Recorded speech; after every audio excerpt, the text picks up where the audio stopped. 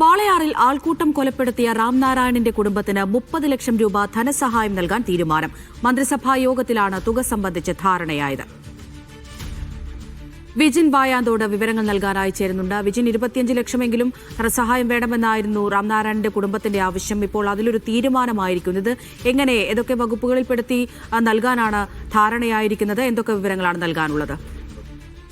അമൃത, രാംനാരായണന്റെ കുടുംബത്തിന് എന്തായാലും ധനസഹായം നൽകാനുള്ള ധാരണയിലേക്ക് ഇന്ന് രാവിലെ ചേർന്ന മന്ത്രിസഭാ യോഗം എത്തിച്ചേർന്നിട്ടുണ്ട്. ഏതൊക്കെ വകുപ്പുകളിൽ പെടുത്തിയാണ് ഈ ധനസഹായം നൽകുക എന്ന കാര്യത്തിൽ മന്ത്രിസഭാ യോഗം തീരുമാനമെടുത്തിട്ടുണ്ട്. മുഖ്യമന്ത്രി അല്പസമയത്തിനകം നടത്തുന്ന വാർത്താ സമ്മേളനത്തിൽ ഇക്കാര്യം വിശദീകരിക്കും. 25 ലക്ഷം രൂപ ധനസഹായം വേണമെന്നായിരുന്നു കുടുംബം ആവശ്യപ്പെട്ടത്.